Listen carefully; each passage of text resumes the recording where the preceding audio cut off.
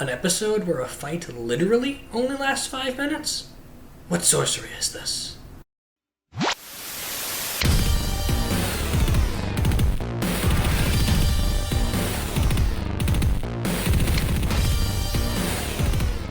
Hey everybody, welcome back to another episode of Primetime Crisis. Today we are talking about Dragon Ball Super Episode 50.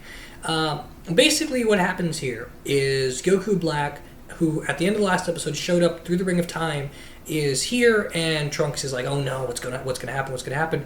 And Goku decides to step up. He turns Super Saiyan 2, and both Goku and Goku Black decide to duke it out.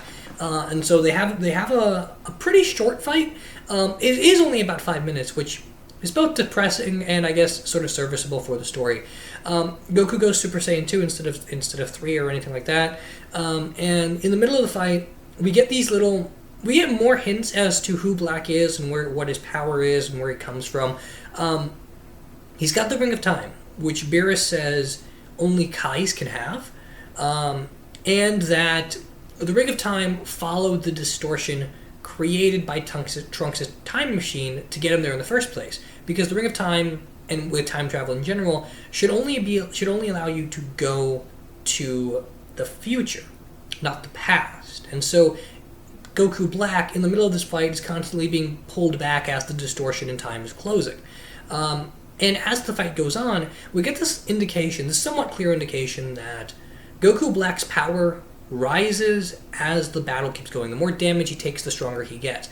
It's kind of like the Saiyan thing, although it seems like it's more of an extreme case. Like, you don't need to come back from being mortally wounded to come back stronger. It seems like just you punch him, he takes the hit, and then eventually he just keeps getting stronger. He just is able to keep powering up. And hopefully more of that will explain later.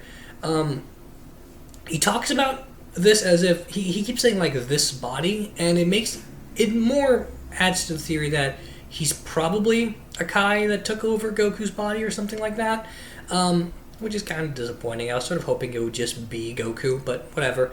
And as the fight happens, Goku Black gets pulled back into the future, and when he gets back to the future, he's just lying in a crater, and he's kind of enjoying the thrill of this. And before he goes, though, he blows up Trunks' time machine, and now he's just gonna decimate everything in the future without the interruption of Trunks.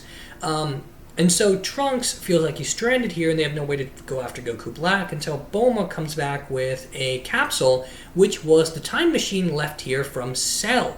And so they're going to repair that and then use that to go back to the future and help defeat Goku Black. And I'm trying to think if there's anything else in this episode that happens. Oh yeah, and Zombie Mai. At the end of the episode, Mai wakes up. Not sure what that's about. I don't know how she survives that. And from what I can tell, the next episode is going to be the history of how Goku, or how Trunks and Mai met, and how they built a relationship and such, and more about the history of Goku Black decimating their world. This is a good episode. I enjoyed this one. There's a really good moment here. There's some really good contrast between the Dragon Ball Z way of doing things and the Dragon Ball Super way of doing things, where Trunks didn't know Vegeta at his best. He knew Vegeta when he was still, for lack of a better word, a jerk. Vegeta was a jerk pretty much the entire way through the Cell arc until the very end, where he finally got it through to him that Trunks was his son and he defends his family, and that it's less about battle and honor and more about saving the world. And he's grown up a lot since then, up to the Majin Buu stuff, up to trading with Whis and Beerus and becoming Super Saiyan Blue and such. And so there's definitely a bit more of a crack in the armor showing, where he's treating Trunks differently, and Trunks is picking up on it. He is a different character, and the relationship is a little bit different when he tells Trunks not to give up. I really like that. I really like those subtle touches. The fight itself between Goku and Goku Black is really good. It's really exciting. There's some animation misses here and there. Goku goes Super Saiyan 2 right away, but there are a couple of frames here and there where it looks like he's just in Super Saiyan mode. And Dragon Ball Super has this issue where if you slow down any set of frames where a fight's going really fast, you can tell that the animation was really being hodgepodge together. It is kind of lazy in places, because it looks good overall, and then you get into certain fights and it just kind of breaks down and people turn into amorphous blobs. But overall, it's a pretty good fight. And there isn't too much story that happens here, aside from this discussion of that Black has a ring of time that belongs to Akai, and that they're going to go back to the future to help defeat Goku Black for Trunks. Now, I really like a lot of the setup. I love the callback to the Cell Time Machine. I'm pretty sure that makes sense. I don't remember because I haven't gone back to that arc in a while, but I'm pretty sure that makes sense. And I like what we're doing with having Trunks here, and that we are actively going to make this a very different type of thing by having all of our main characters go to the future and deal with a threat, as opposed to have them stick to their one specific area.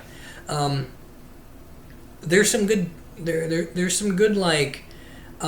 hints and possibilities of where the rest of this could go. Because there's still the notion that Goku Black showed up and said, "I'm here to seek justice," and no one really knows what that means.